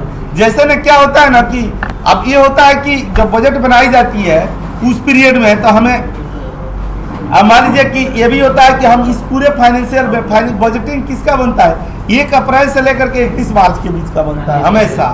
ठीक है, तो उसमें ना कई तरह के बजट बनते हैं। एक होता है ना कि जैसे मान लीजिए कि डिपार्टमेंट वाइज कॉस्ट जाती है कंपनी के पास, इस डिपार्टमेंट से हमें रेवेन्यू कितना आ रहा है और इसका ना बजट कितना है। बजट ना 10% आगे और 10% पीछे, ये मान करके चली जाती है, क्योंकि एक लमसम अमाउंट होती है, वो कोई फिक्स अमाउंट नहीं होती है, उसमें ऐड भी हो सकता है और कम भी हो सकता है। ठीक है, अप्रोक्सीमेट अमाउंट होता है। तो ये नहीं होता है मान लीजिए घर पर शादी ही पड़ी है तो एक आदमी नहीं कहता लमसम बजट ना मान लीजिए कि 8 लाख का है। ठीक है, ये जरूरी नहीं है कि एग्जैक्ट 8 लाख ही लगे। ठीक है, 8 लाख से कम भी हो जाए, कम शायद कम ही होता है, ज्यादा से ज्यादा ही हो जाता है। ठीक है, तो वो चीजें ना, लेकिन फिर भी अगर एक बजट होता है, जैसे मान लीजिए कि शादी है, बारात में लोग आ रहे हैं, तो एक बजट नहीं बनाई जाती है कि 200 लोग आने वाले हैं तो उनके हिसाब से खाना बनाया जाए। तो हो सकता है 200 के बदला लोग 300 के लिए बना देते हैं। ठीक है, तो ये लमसम वाला पार्ट होता है बजट। तो कंपनियों के जो बजट बनते हैं ना, उसमें 2 तरीके के बजट बनते हैं। देखिए, ये टाइप्स ऑफ बजट ना या 2 तरह के होते हैं, टाइप्स ऑफ। एक बजट क्या होता है, ओपेक्स का बजट। ओपेक्स क्या होता है, ऑपरेशनल चीजें होती है उसकी। और दूसरा क्या होता है ना, कैपेक्स का बजट होता है, जो कैपिटलाइज होता है। ठीक है, जिस पर डिप्रिसिएशन वैल्यू लगती है। जैसे ये लैपटॉप क्या है, कैपेक्स का अमाउंट है, लेकिन एक रैम क्या है, वो ओपेक्स का अमाउंट है। ठीक है, अब रैम पर क्या आप डिप्रिसिएशन लगाएंगे, एक माउस पर क्या लगाएंगे, कीबोर्ड पर क्या लगाएंगे, कुछ भी नहीं लगा सकते हैं। ठीक है, वो तो एक टाइम पर खरीदो, यूज एंड थ्रो वाली चीजें हैं। लेकिन लैपटॉप तो यूज एंड थ्रो नहीं है, इसको ना 2 साल के बाद भी लैपटॉप की कॉस्ट है, डेस्कटॉप की कॉस्ट है, सर्वर की कॉस्ट है, प्रिंटर की कॉस्ट है, स्कैनर की कॉस्ट होती है। ठीक है, तो इस तरह की चीजें होती है ना। ये ओपेक्स होता है, ऑपरेशनल पार्ट होता है, और दूसरा होता है क्या, कैपिटलाइजेशन पार्ट होता है। तो उसमें ना ऑपरेशंस में क्या होता है, नहीं होता है, आप डिपार्टमेंट अगर चला रहे हैं तो आपको कई तरह की ना चीजें जरूरत पड़ती है। आप मान लीजिए कि आपके डिपार्टमेंट के लिए मान लीजिए बंदों को मीटिंग में जाना तो नोट पैड चाहिए, मान लीजिए उनको ना मार्कर चाहिए, उनको ना पेन चाहिए, चाहे उनको ना मतलब छोटी छोटी चीजें ये आती है। हाँ, डिपार्टमेंट में भी ना अलग अलग बजट नहीं, बजट 2 ही तरीके के दिखाया जाएगा, लेकिन उसमें ना इनकी कैटेगरी अलग अलग हो जाएगी। कि ये वाला स्टेशनरी वाला पार्ट है, मान लीजिए कि हमारे ऑफिस में लैपटॉप है तो ये अगले साल एक्सपायर हो रहे हैं। ठीक है, तो इनको हमें एएमसी कराना पड़ेगा। ठीक है, एनुअल मेंटेनेंस चार्जेस नहीं होता है कि इसको ना कस्टमर आए तो अगली बार भी देखे। तो एएमसी अगर कराई जा रही है, ठीक है, तो वो क्या होगा, वो भी तो उस डिपार्टमेंट का ही कॉस्ट है ना। उस डिपार्टमेंट से ही जा रहा है। ये सब चीज़ें किस में आती है? ओपेक्स में आती है। मान लीजिए कि हमें क्या है कि ओपेक्स में ऐसा है कि हो सकता है कि हम टूर पर बंदों को बाहर भी भेजें क्लाइंट के रिक्वायरमेंट पर, तो बंदे जाएंगे तो अप्रोक्सीमेटली 2 दिन 4 दिन 1 हफ्ते तक रह सकते हैं। तो 1 हफ्ते रहेंगे, अगर मान लीजिए यूएसए जा रहे हैं तो यूएसए में 1 हफ्ते रह रहे हैं, तो यूएसए में 1 हफ्ते का उनका खर्चा क्या होगा, ठीक है, ये भी तो इनको पहले ही बुक करना पड़ेगा, ठीक है।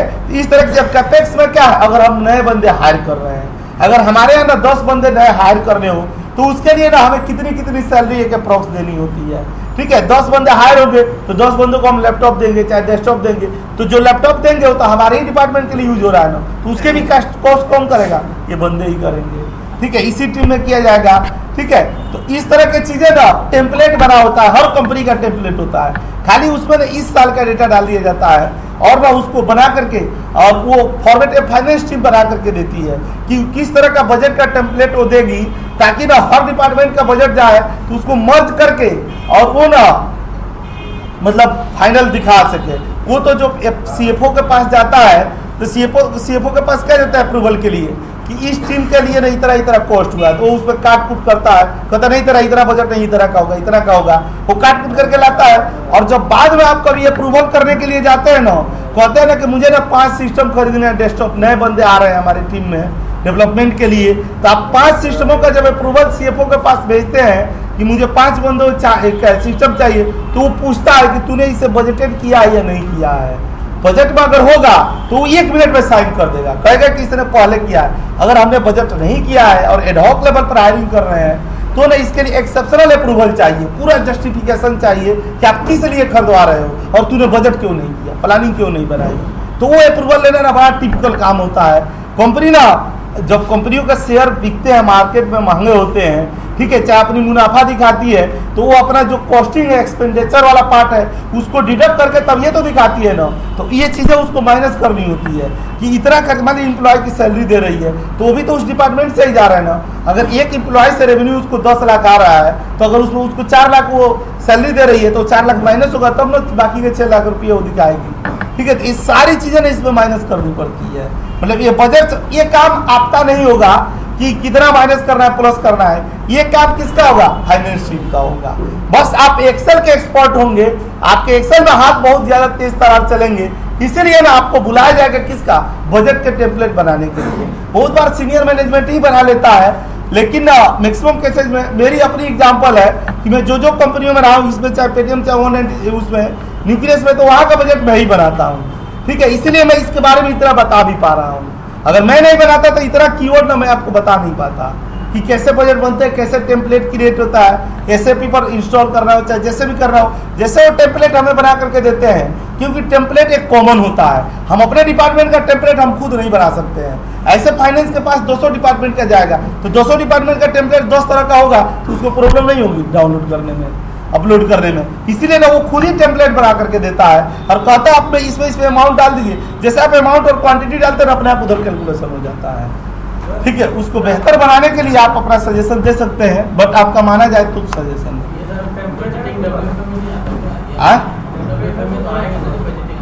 हाँ WFM का ही पार्ट है बजटिंग। मान लीजिए मैंने प्लान करके बजट बनाया, ठीक है, और ओवरलैप हो गया, अगर एक्चुअल में रेलगाड़ी काम हुआ तो जो एक्स्ट्रा बजट आपने बताया कि उसके लिए अलग से परमिशन, तो वो परमिशन लेना हम लोगों का काम नहीं ना होगा, हम लोग को अथॉरिटी वाला पार्ट में नहीं रहेंगे ना, ठीक है। हम लोग को क्या काम होगा, बनाने के काम में रहे हम लोग, क्या है, एक मजदूर वर्ग वाले लोग रहेंगे, ठीक है। उस पर जो डिसीजन मेकिंग वाला रोल होगा वो तो मैनेजमेंट का होगा ना। अब मान लीजिए हमने नहीं किया, उसको ये नहीं किया, तो उसके लिए एक्स्ट्रा अप्रूवल लेना है, तो ये manager, senior manager, BP, ABP, ये किस काम के लिए रखे गए हैं? इनका तो काम यही है ना, इनके काम यही है कि देखिए हालात जब बिगड़ती है तब ये तो प्रशासन ऊपर से ये लेता है, कॉल लेता है, तो जब भी सिचुएशन अच्छा हो बुरा हो उसके ऊपर जो मैनेजमेंट को डिसीजन लेना है वो इसी काम के लिए। मजदूरों वाला काम ये बंद कर देते हैं, इस पर डिसीजन लेना, आप बजट बना करके भी आप थोड़े फाइनेंस को भेज सकते हैं, ये तो आपके यहाँ बीपी से अप्रूव होगा, सीनियर मैनेजर से अप्रूव होगा, और वो भेजेंगे भी तो वही भेजेंगे, क्योंकि जो सीएफओ बुलाएगा ना तो हमें नहीं बुलाता है, वो उनको बुलाता है, वो कहता तू बता ये क्यों बजट किया है, तो इसके आगे ना जस्टिफिकेशन नोट भी लिखनी पड़ती है कि यही वजह है कि हम यहाँ 15 सिस्टम खरीदेंगे, क्यों खरीदेंगे इसके लिए नोट होना चाहिए, ठीक है, तब वो यहाँ ओके लिखता है। सर आपने एक डैशबोर्ड बनाया था, एडजस्ट नहीं होगा तो इसमें आए टेम्पलेट है वो आपके पास?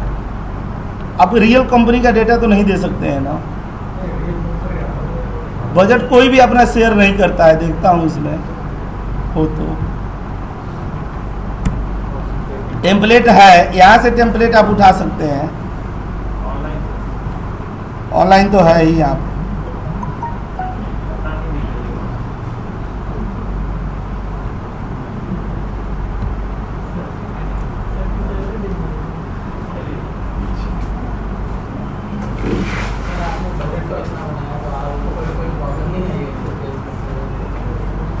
बजट में प्रॉब्लम तो आती है, लेकिन हमारे साथ अकेले नहीं ना होते हैं। जहाँ बजट बनाया जाता है ना, तो मुझे बीच में ना बैठा दिया जाता है, चारों ओर से सीनियर मैनेजमेंट के लोग घेर के बैठे रहते हैं। हमारा काम क्या होता है, खाली एक्सेल के एक्सपर्टाइज वाला काम होता है, बाकी काम उनका होता है। बजट एक डिपार्टमेंट का बनाना बहुत बड़ी बात है। वो मतलब एक बंदा अपने से डिसीजन ले ले, डिसीजन मेकिंग वाले रोल पे नहीं होते हैं हम लोग। हमें इसीलिए बैठाया जाता है कि हम एक्सेल में एक्सपर्ट माने जाते हैं, इसलिए नहीं बैठाया जाता है कि हमारी डिसीजन मेकिंग बहुत अच्छी है। ये तो वही लोग करते हैं।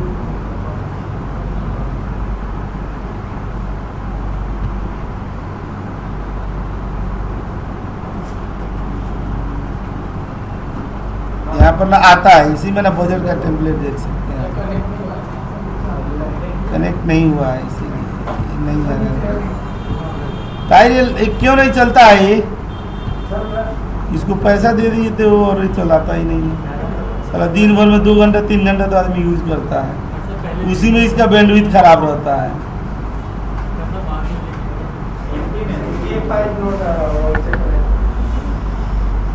नहीं, उसे तो कर ही लेंगे।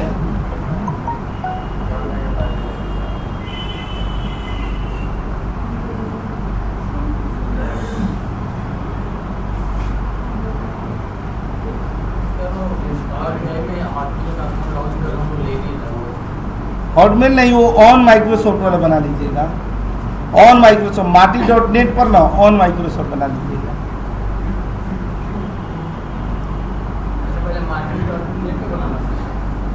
जब आईडी बनाइएगा ना, तो उसमें लिख दीजिएगा जैसे dharmender@martinet.onmicrosoft.com। ठीक है, किसी कंपनी का नाम देना पड़ेगा, और वो कंपनी क्या रजिस्टर्ड हो, क्योंकि वो माइक्रोसॉफ्ट ना पहले चेक करता है। आप कोई अगर गलत नाम का कंपनी डालेंगे ना, तो वो चेक करेगा, उसको नहीं मिलेगा, कहीं से लिस्ट से वो पकड़ता होगा, तो नहीं मिलेगा ना, तो वो नहीं बनने देगा, और वो बन जाएगा ना, तो हो जाएगा।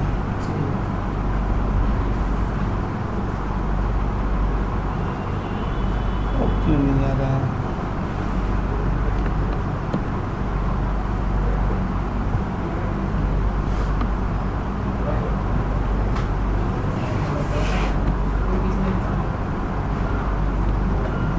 आता तो है। नहीं, यहीं पर ना बजट लिखते ही ना, यहाँ पर चले आते हैं।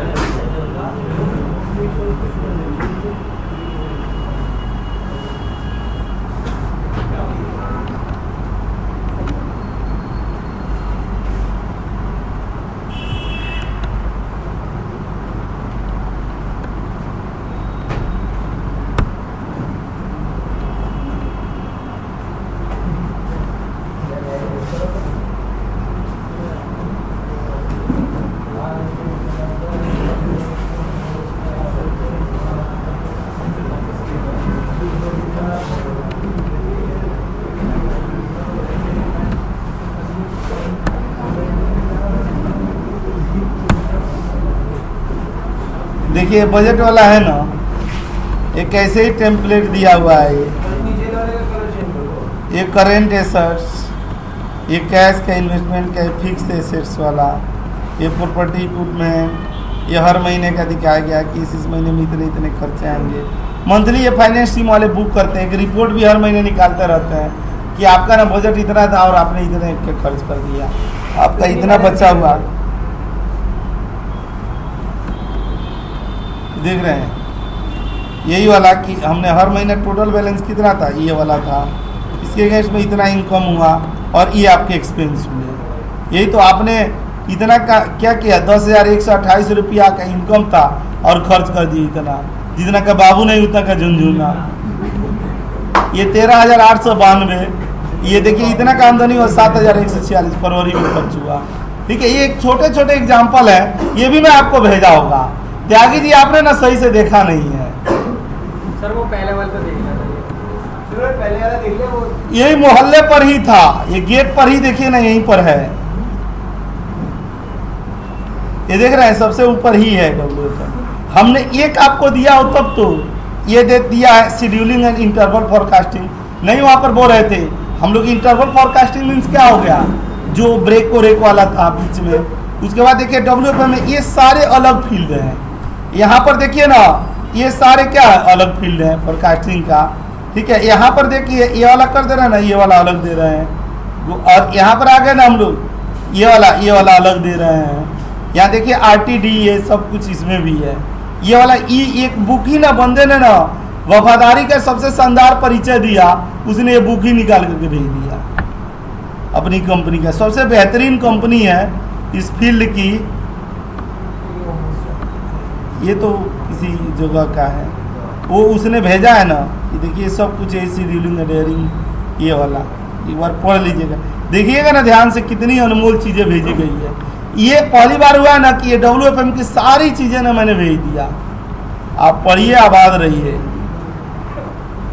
ये वाला सबसे बेहतरीन कंपनी ना दिल्ली NCR की है, कार्लोन वाला कंपनी। ये WFM में VP सीनियर VP भी होते हैं, खाली WFM टीम के। ये उसी का ना अंदर का इंटरनल डेटा है, और एक कलेजा एकदम फट जाएगा इसका, देखेंगे फंक्शन मजा आ जाएगा। नहीं मैं भेज दिया हूँ, देखेंगे क्यों नहीं। ये सब कुछ ये वाले पर हम लोग आ जाते। आइए यहाँ पर आते हैं ना हम लोग, ये सेव कर दिया गया सब उसी में है, और इस पर आते हैं ना हम लोग PPT पर, पावर पॉइंट वाले पार्ट पर आ जाइए। यहाँ पर आ रहे हैं ना हम लोग, सेव है सब, दोबारा भी भेज देता हूँ मैं। यहाँ पर ना क्या होता है ना PPT, ये क्या होता है ना पावर पॉइंट पर, इसके बहुत सारे वीडियो भी दे दूंगा मैं।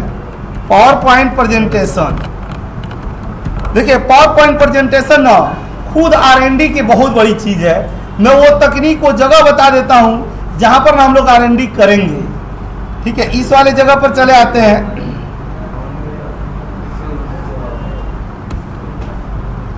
ठीक है, PPT में ना देखिए जब भी प्रेजेंटेशन बनाया जाएगा PPT, तो PPT कई तरीकों से बनती है। ये एक होता है ना, जैसे हम लोग अपने डिपार्टमेंट का परफॉर्मेंस रिपोर्ट बना रहे हैं, ठीक है, तो अगर एक्सेल पर बनाया जाएगा ना, तो जब हम उस पर जाते हैं प्रोजेक्टर वगैरह पर दिखाया जाता है, तो एक्सेल आता नहीं है खोल करके सही से। ठीक है, और जरूरी नहीं है ना आपकी PPT में खाली चार्ट और ग्राफ्स ही दिखाया जाए, उसके अलावा कुछ स्टेटमेंट लिखने भी पड़ते हैं। ठीक है, तो इस चीज़ों के लिए ना हमें क्या होता है, बनाते तो भले एक्सेल में है, लेकिन उसको पेस्ट हम लोग किस में करते हैं, पावर पॉइंट में करते हैं। तो पावर पॉइंट में ना हम लोग किस में कर देते हैं, एग्जीक्यूशन वाले मोड में करते हैं, जो पावर व्यू वाला मोड होता है, उस वाले मोड में ना हम लोग लाते थे। देखिए सबसे पहले कोई भी प्रेजेंटेशन बनाए, ये चीज का ध्यान रखें, सबसे पहले ये तय करना होता है ना कि एजेंडा क्या है, किस एजेंडे पर ना ये PPT तैयार की गई है। अगर हमें क्वार्टरली लेवल पर परफॉर्मेंस की ये वो हो जा रहा है, उसके लिए अगर मीटिंग हो रही है, तो हम लोग लिखते हैं सबसे पहला कीवर्ड यहाँ पर क्या होता है, एजेंडा। एजेंडा किस टॉपिक पर ना हम लोग क्या कर रहे हैं, चर्चा करने जा रहे हैं, बात करेंगे PPT पर। ठीक है, PPT पर किस एजेंडा पर ये किया जाएगा, पहले ना डिपार्टमेंट का नाम भी लिख दिया जाता है, क्योंकि सीनियर मैनेजमेंट क्या होता है ना टाइम पर रिव्यू करता है कि ये अगर हमारा मान लीजिए कि फाइनेंस टीम हो गई, HR टीम हो गई, तो ऊपर में लिख दिया जाता है, क्योंकि उसके पास ना टाइम नहीं रहता है ज़्यादा। ठीक है, और आप ये भी जान जाइएगा कि एक PPT की ना उम्र कितनी होनी चाहिए। ऐसा नहीं ना कि आप ना 50 ना उसमें स्लाइड्स बना दिए, ठीक है, वो तो पागल हो जाएगा जो देख रहा है, वो उसके पास उतना टाइम ही नहीं है। हम ही एक अनमोल थोड़े हैं, मेरे तरह और भी कितने लोग हैं। वो तो मुश्किल से पता है सबसे बेहतरीन से बेहतरीन ना PPT मानी जाती है ना, जिसमें सबसे हाईएस्ट ना कितनी तक स्लाइड हो सकती है, 10 तक। ठीक है, हाईएस्ट नॉर्मल तो 5 तक भी किया जाता है, 4 पर भी होता है, उससे नीचे तो नहीं होता है, ठीक है, उससे 5 पर, 6 पर, 7 पर, लेकिन 10 तक से ना ज्यादा अगर पीपीटी हुआ, ठीक है, तो क्या होता है, बोर होने लगते हैं, ठीक है, बोर होने लगता है आदमी, मतलब देखना नहीं चाहता, और मुश्किल से ना वो लोग कितना देते हैं, एक पीपीटी पर ना 2 या 3 मिनट का टाइम देते हैं, ठीक है। अब ये बात है कि अगर उनको कोई बात चुभ गई, ठीक है, या कोई चीज हजम नहीं हो रही है, तो उस पर ना भले दिन भर डिस्कशन चल जाए, ठीक है, लेकिन नॉर्मली ना एक पीपीटी को मेजर करने के लिए, एनालिसिस करने के लिए 3 मिनट का टाइम काफी होता है, ठीक है। तो पीपीटी आप समझ जाइए कि 3 मिनट में आप क्या दिखाने जा रहे हैं, कि जो आप चाहते हैं ना वो 3 मिनट के अंदर में ना दिखा सकते हैं, ठीक है। तो सबसे पहला तो एजेंडा हुआ कि किस टॉपिक पर हम चर्चा करने जा रहे हैं, ठीक है। दूसरा क्या हुआ कि किन टॉपिकों पर हम लोग, मतलब कौन कौन हाईलाइटेड पार्ट है, ठीक है। तो उसमें ना हम लोग क्या करते हैं, जैसे परफॉर्मेंस, मान लीजिए मई महीना है, तो मई महीने के परफॉर्मेंस पर बात हो रही है, ठीक है। तो मई महीने का परफॉर्मेंस देखेगा तो वो ना उठा करके फेंक देगा पीपीटी, कहेगा ये कौन पीपीटी है। मई महीने का परफॉर्मेंस दिखा करके आप क्या साबित करना चाहेंगे, कुछ भी नहीं। इसके लिए आपको क्या चाहिए, पिछले 2-3 महीने का भी परफॉर्मेंस साथ में लगना चाहिए, तब ये तो देखेगा कि आपने ना, अगर मई महीने का है तो अप्रैल और मार्च में आपने क्या किया, उसके आधार पर तुलना करेगा कि मई में आप इस जुर्म से मुक्त है या आप इसके लिए है, कि आपने ना पिछले 2 महीने में जो परफॉर्मेंस किया, उस परफॉर्मेंस से इस महीने का परफॉर्मेंस आपका कम है या उससे ज्यादा है। तो ये जब भी आप दिखाएंगे तो आप जो चार्ट ग्राफ्स वगैरह इस पर दिखाया जाएगा, लाइन स्टेटमेंट लिखी जाएगी, मैं वो दिखाता हूं, बताता भी हूं, ठीक है। तो उसके लिए आपको क्या होगा कि आप ना वो जो चीजें दिखा रहे हैं, ठीक है, तो उसके लिए सबसे पहले काम जो कंपैरिजन मोड में होनी चाहिए, ठीक है। यहां पर ना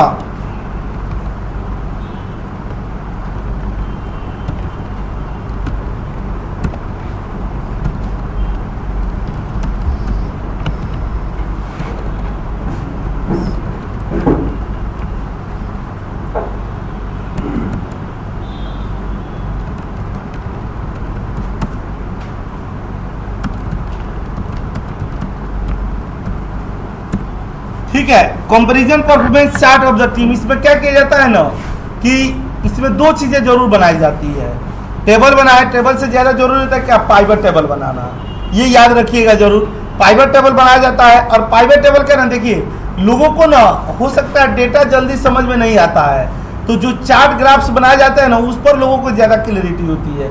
अगर 6 महीने का डेटा अगर कहीं रख करके कि 6 महीने में हमारा क्या परफॉर्मेंस रहा है, ये लोगों को ना मेजर करने में दिक्कत होगी, लेकिन 6 महीने का अगर चार्ट बना करके आप उसको दिखाएंगे ना, तो तुरंत पकड़ लेगा, ठीक है। इसीलिए ना यहाँ पर किसका किसका ये होता है, एक तो समराइज डेटा, पाइवट टेबल नहीं लिख रहा हूँ मैं, समराइज रिपोर्ट होती है, समराइज रिपोर्ट, और एंड यहाँ पर क्या होता है, चार्ट होता है, चार्ट या ग्राफ्स होते हैं। अब ये बताइए, मान लीजिए चार्ट और ग्राफ्स दिखा दिया, चार्ट और ग्राफ्स ना हमने गलत ही बना करके दिखा दिया बाहवाही लूटने के लिए, तो जो ज्यादा टेढ़ा टाइप का होता है ना मैनेजमेंट, वो कहता है ना तू इसका सपोर्ट फाइल दिखा, ठीक है, जिसका आधार पर तू ये 6 महीना का डेटा दिखा रहा है, मुझे वो 6 महीने का डेटा देखना है। जानते हैं क्या किया जाता है, उसी चार्ट पर कोने पर ना इंसर्ट कर दिया जाता है सपोर्ट फाइल, एक्सेल की इंसर्ट ऑब्जेक्ट नहीं करते थे हम लोग, तो इंसर्ट ऑब्जेक्ट कर देता है, अगर उसको जरूरत पड़ी तो उस पर क्लिक करके वो सपोर्ट डॉक्यूमेंट भी देख सकता है। हम लोग अपने तरफ से पूरी तरह क्लियर रहेंगे, ठीक है। और हमेशा देखिएगा चार्ट में क्या दिखाया जाता है, चार्ट में जो प्लस पॉइंट वाला आपका पॉजिटिव चीज है ना, वो पहले दिखाई जाती है। ये नहीं कि बाउंडर वाला चीज आप ऊपर दिखा दिए तो पागल हो गया, ऊपर नीचे देख ही नहीं पाएगा। ऐसे ऐसे सन की लोग हैं, मेरे भी ऑफिस में है, उनको ना पहले ना एंटीबायोटिक दी जाती है ऊपर, खुश रहने के लिए, हाँ रिलैक्स है, मूड सही हुआ, तो अब नीचे ना बहुत छोटे और ना सूक्ष्म अक्षरों में ना अपनी गलतियां भी लिख दी जाती है, ठीक है, अपने प्रॉब्लम जो ड्रॉबैक है वो भी लिख दी जाती है। कुछ सजेशन है ना, वो ये दिखाया गया ना कि ये comparison performance chart of the team का कंपैरिजन परफॉर्मेंस चार्ट, वो कई सारे स्लाइड्सों में जा सकते हैं, हो सकता है एक स्लाइड्स में न अटे तो दूसरे स्लाइड्स में, तीसरे स्लाइड्स में, और जितना बढ़िया तरीके से चाहेंगे ना बना करके, बुलेट लगा करके, कलरिंग दे करके, डिजाइनिंग दे करके, वही तो है। अब दुनिया में हमें हजारों लाखों तरह के चार्ट मिलेंगे, ठीक है, लेकिन चार्ट बनाने के वे क्या होता है हम ये जान सकते हैं। अब लाखों तरह के चार्ट तो हम लोग यहाँ बना करके देखेंगे नहीं, ठीक है, क्या क्या चीज़ें चार्ट में होती है, ये चीज़ पीपीटी एक्सपर्ट मांगा जाता है। बहुत सारे आप रिपोर्टिंग एनालिस्ट में जाएंगे ना, और अपने कीवर्ड में जरूर लिखिएगा कि मुझे पावर पॉइंट प्रेजेंटेशन भी आता है। ठीक है, उससे ना प्रेजेंटेशन बहुत जरूरी है। जानते हैं, खाना अगर आप खराब भी बना दिए, लेकिन अगर उसको बढ़िया तरीके से पेश कर रहे हैं खाने को सजा करके, तो लोगों को पता है वो आधा में खाने का ना भूख और बढ़ जाती है। ठीक है, देख करके, और कितना भी स्वादिष्ट खाना बना रहे हो और अगर देखने में ही बकवास लग रहा है तो आधा भूख मर भी जाती है देख करके ही प्रॉब्लम है। इसीलिए ना प्रस्तुतिकरण जो है ना वो बेहतरीन होना चाहिए। कुमार विश्वास का देखते नहीं है, उसकी कविताएं ना अगर 100 कवियों के ना सबसे गिरे हुए दर्जे की कविताएं होती है, वही कोई दीवाना कहता है 3000 सालों से चल रहा है, लेकिन जो उसी चीज को इतने बेहतरीन अंदाज में पेश करता है ना कि लोग मंत्रमुग्ध हो जाते हैं। ठीक है, तो प्रस्तुतिकरण ना हमेशा बेहतरीन होना चाहिए। ठीक है, ये वाला कंपैरिजन वाला पार्ट हो गया। समराइज रिपोर्ट चार्ट ग्राफ्स का होना चाहिए। यहां पर ना क्रिएट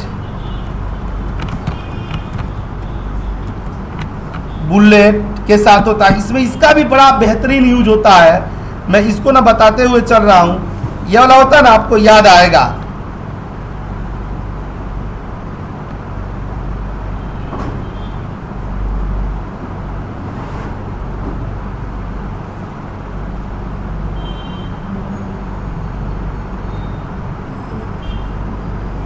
आते हैं ना, देखिए इसमें ना स्मार्ट आर्ट का बहुत यूज होता है। देखिएगा, स्मार्ट आर्ट है ना, उसका भी यूज होता है। ये देख रहे हैं, ये सारे कंपैरिजन के लिए ही, ये सब चीज़ों के लिए हम लोग बनाते भी हैं, देखते भी हैं, चाहे बनाए हुए भी हैं बहुत सारे इसमें का।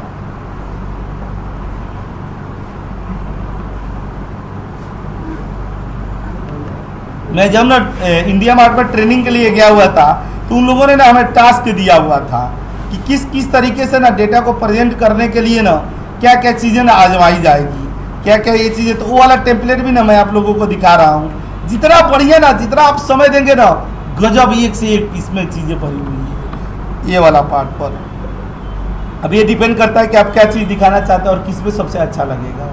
जितने वो क्लास वलास का डायनेमिक और कलरफुल मेल नहीं मारा जाता है, वो सब तो मैं इसी पर बनाता हूँ, पीपीटी पर। पीपीटी पर मूवी बना सकते हैं, गाने होने, जितने भी चीज़ें हैं ना, कविताएं मैं भेजता हूँ, तो उस स्लाइड्स पर ना अपने आप एक पोएम आया 4 लाइनों का, फिर तुरंत दूसरा पोएम आता है, फिर तीसरा, उसमें सेकेंड्स टाइम वगैरह सब सेट कर दी जाती है। आप शादी के एल्बम वगैरह सब बनाना चाहते हैं तो एल्बम इस तरह से देखेंगे, उस पर जब एल्बम बना दिया जाएगा ना, तो खूब बढ़िया डिजाइनिंग से एक पेज खुलेगा, फिर दूसरा पेज, फिर तीसरा पेज। कोई मूवी आपको अच्छी लग रही है, जिस तरीके से उस मूवी को चाहे आप पीपीटी पर सेट कर सकते हैं। बहुत बड़ी चीज़ है पीपीटी। हाँ, ऑडियो का भी, जैसे क्लास हम लोग का रिकॉर्डिंग हो रहा है ना, ये सेम रिकॉर्डिंग ना आप वहाँ भी कर सकते हैं। ठीक है, उसमें ये सारी ऑप्शंस होते हैं। ठीक है, ये वाला ना क्रिएट पॉइंट, और ये वाला क्या हुआ, स्मार्ट आर्ट दे दिया गया। ठीक है, इस तरह की चीज़ें ना इलस्ट्रेशन वाली सजाने के लिए ही होती है। ठीक है, ये चीज़ें दे सकते हैं। और ये वाला ना हम लोग क्या लिखते हैं ना, ये वाला दे दिया। उसके बाद ना